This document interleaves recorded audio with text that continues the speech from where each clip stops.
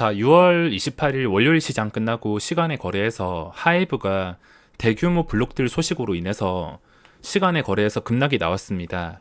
희망 매각 가격 범위가 28만 3천원에서 29만 6,400원으로 나왔는데 종가 기준으로 10% 가까이 되는 금액이기 때문에 시간의 거래에서 충격을 피할 수가 없었습니다.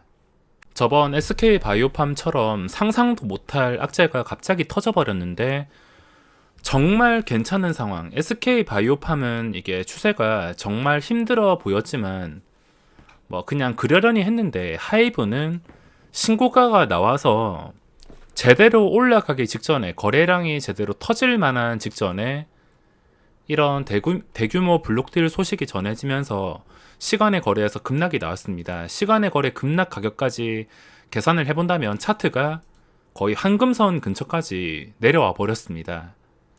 이때 끝까지 상승하면서 주가가 분위기가 정말 좋았지만 한 방에 무너지게 되었습니다.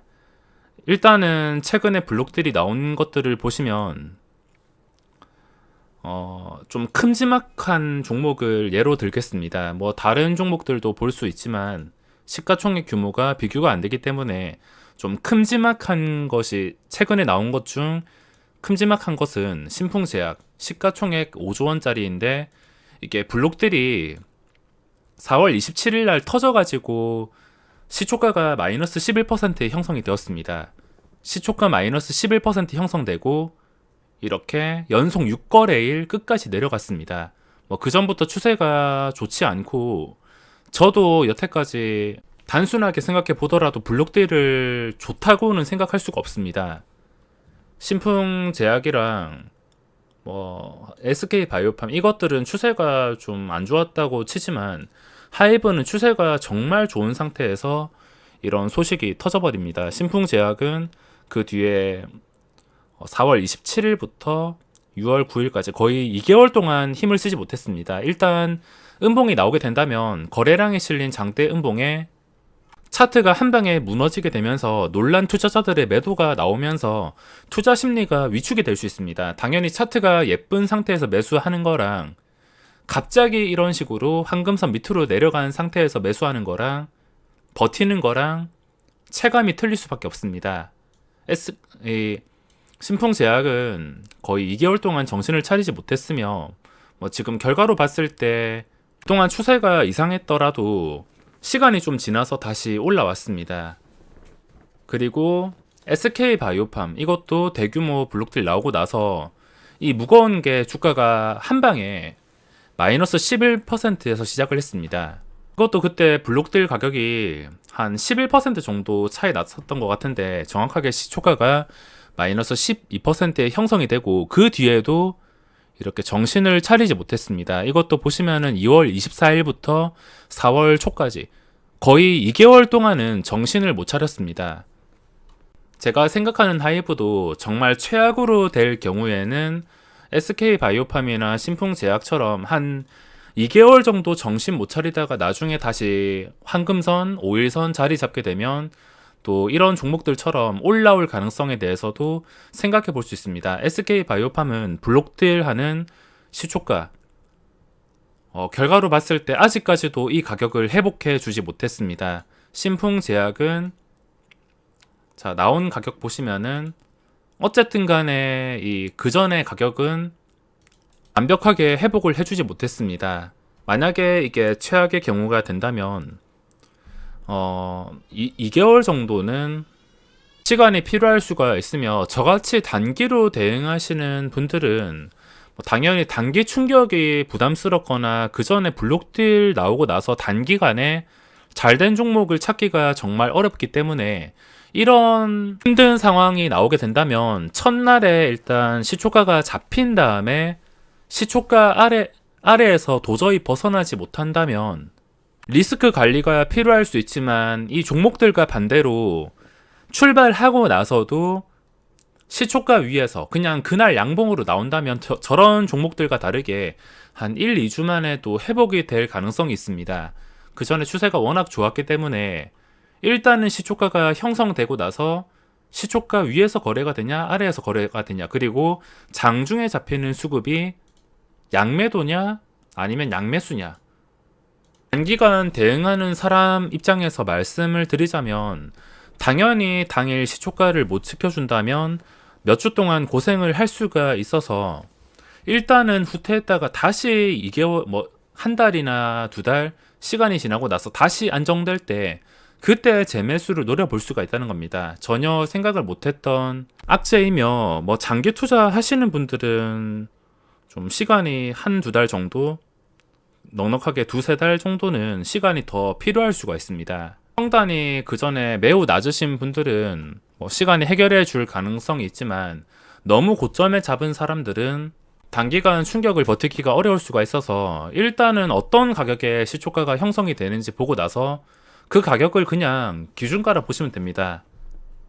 악재로 인해서 선반영된 가격이라고 보시면 되며 그 선반영된 가격을 외국인 기관 수급과 함께 지켜준다면 빠르면은 일주일 이내에 다시 회복해 줄 가능성이 있으며 그게 아니라면은 다른 신풍제약이나 SK바이오팜처럼 단기 충격과 함께 시간이 좀 소요가 될 수 있습니다. 하이브 이 종목도 보면은 뉴스가 뜨기 전에 누군가 미리 알고서 매도를 했는데 제가 다른 모니터에는 이 스윙 종목들을 전부 다 띄워 놓습니다. 시간에 거래되면 스윙 종목들을 이렇게 하나씩 화면 꽉 채워서 띄워 놓습니다. 한 개는 현대로템, 그리고 또 한 개는 자이언트 스텝, 이렇게 화면을 꽉 채워서 이 종목들이 어떤 식으로 움직이는지 체크를 하는데 하이브가 시간의 거래 첫 체결부터 심상치가 않았습니다. 제가 오른쪽을 보면서 시간의 거래 체크를 하는데 갑자기 2%나 가까이 급락해서 시작을 했는데 이게 정규 시장에서도 2%가 떨어지기가 힘든 종목인데 시간의 거래에서 이렇게 출발을 했다는 건 뭔가 이유가 있다는 것을 생각해 볼 수가 있습니다. 그리고 2%에 잘못 체결되었다 하더라도 그 다음 체결에 다시 올라온다면은 신경을 쓰지 않겠지만 그 다음 체결에 4%까지 내려갔습니다. 근데 웃긴 것은 이 블록딜 뉴스가 한 3시 30분, 3시간에 4시 30분 넘어서 떴는데 이때부터 떴습니다. 29만 8천 원 체결될 때부터. 이때부터 떴는데 그 전에 누군가가 미리 알고서 첫 체결 그리고 두 번째, 세 번째까지 30만 원까지 4%에서 전부 다 끌어냈습니다. 이런 초대형주는 정상적으로 거래가 된다면 시간에 거래해서 갑자기 아무 이유 없이 4% 이렇게 빠지진 않습니다. 4% 이거 두 번째 체결까지 되는 걸 보고 뭔가 잘못됐구나. 누군가 아무도 모르는 악재가 나중에 공시나 뉴스로 터지겠구나. 이 정도로만 생각했으며 게시판을 보더라도 이 시간에 블록딜일 거라고 추측한 사람은 있지 왜 내려가는지 아무도 몰랐습니다. 일단 4% 내려갈 때까지 아무도 모르다가 나중에 결국에 블록딜 뉴스가 나오면서 주가가 이렇게 무너지게 되었으며 주식이 올라가려면 추세가 정말 중요하고 분위기도 중요한데 5일선에서 멀어지게 된다면 당연히 시간이 필요할 수가 있기 때문에 단기로 대응하시는 분들은 리스크 관리가 필요할 수가 있고 또 장기 투자자 분들은 2개월 뒤에도 이거 도저히 추세가 답이 없다 싶을 때는 시간을 두고 판단을 해야 될 것 같습니다. 아무튼 어느 정도 시간이 필요할 것 같으며 그리고 다른 종목들도 분석을 해보면 현대로템 같은 경우에는 24,250원 위에서 마감을 했습니다. 어째 되었든 간에 추세와 이동평균선이 가장 중요합니다. 그리고 자이언트 스텝 좀 괜찮은 캔들로 마감을 해서 5일선, 이제는 종가가 5일선 밑으로 내려가선 안 될 것 같습니다. 만약에 좀 내려가서 음봉으로 5일선 밑에서 마감한다면 이건 5만원을 깨면서 다시 제자리로 돌아갈 수가 있기 때문에 다시는 5일선 밑으로 빠지는 좀 안 좋게 생긴 음봉이 나오지 않는 게 중요합니다. 좀 확실한 분들은 평소와 다른 거래량이 나올 때 확실하게 고점을 돌파할 때 들어간다 하더라도 이 자리가 탄탄한 것을 확인했고 고점을 돌파했을 땐 그 다음 고점이 65,000원, 7만원까지도 충분히 갈 가능성이 있기 때문에 확실하게 대응하려면 평소와 다른 거래량만 보더라도 충분히 잡을 수가 있습니다. 그리고 네이버 41만원 밑에서 마감을 했는데 41만원이 중요한 자리이기도 하고 5일선이기도 합니다. 이게 하루 이틀 길게는 3거래일까지 한 화요일 수요일까지도 5일선 위로 다시 올려놓지 못한다면은 다음 상승까지 또 시간이 필요할 수가 있습니다. 그리고 SKC 15만 1000원 15만 1000원이 중요한 자리인데 JP 모관이 또 들어왔습니다. 장중에 3%까지 올랐지만 요즘엔 대형주들도 외국인들이 계속해서 들락날락 거리고 수급이 꼬여가지고 최근에 SK이노베이션 이것도 일단 양봉이 뜨고 JP 모관 빠질 거 빠진 다음에 주가가 다시 진정되고 고점을 유지해 준다면 29만원대를 유지해 준다면은 그때 들어가려 했는데 JP 모관이 이틀 동안 2거래일 동안 이런 식으로 음봉을 만들었습니다. 신나게 들어와서 양봉 띄우더니 신나게 하락을 시키고 있습니다. 들어올 때는 뭐 어떤 종목이든 간에 얘들은 돈으로 밀어붙이기 때문에 네이버도 9%까지 올릴 만한 힘을 가졌는데 당연히 억지로 돈 가지고 끌어올렸으니까 쟤들의 수급이 계속해서 들어오지 않고 반대로 나간다면 주가가 다시 하락할 수가 있습니다.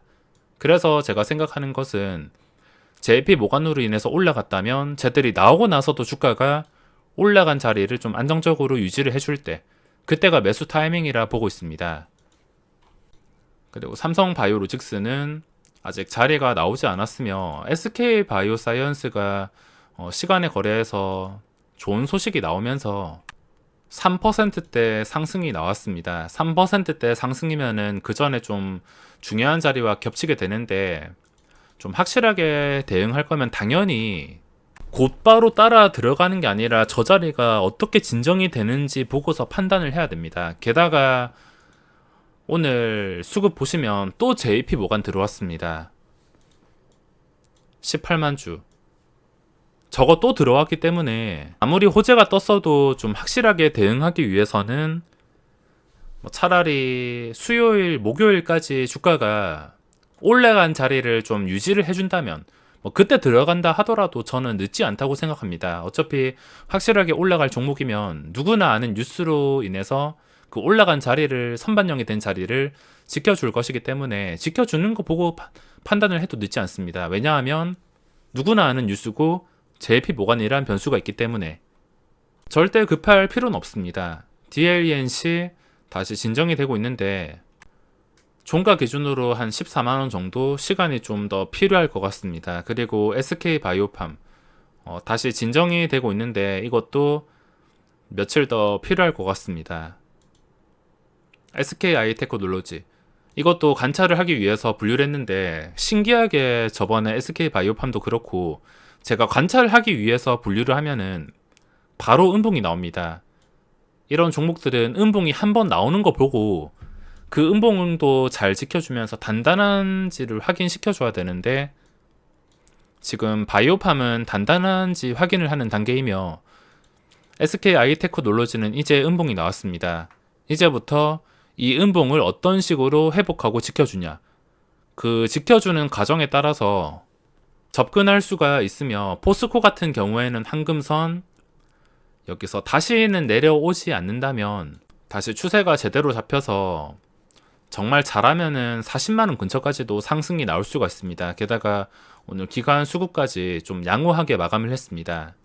이번 주는 좀 여유있게 쉬어가는 단계이기 때문에 절대 무리하게 갑자기 올라오는 것들 누구나 아는 재료로 올라오는 것들은 급하게 들어갈 필요가 없이 좀 여유롭게 생각을 하시는 게 좋을 것 같으며 LG전자 같은 경우에는 지금 추세가 매우 양호하게 유지가 되고 있습니다.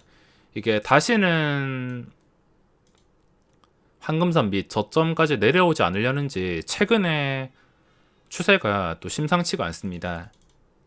여유있게 대응하시기 바라며 항상 스윙 매매를 할 때는 종가 기준으로 그리고 뭔가 애매하다 싶으면 며칠 지켜주면서 그 자리가 단단한지를 확인하면서 안전한 매매가 필요할 것입니다.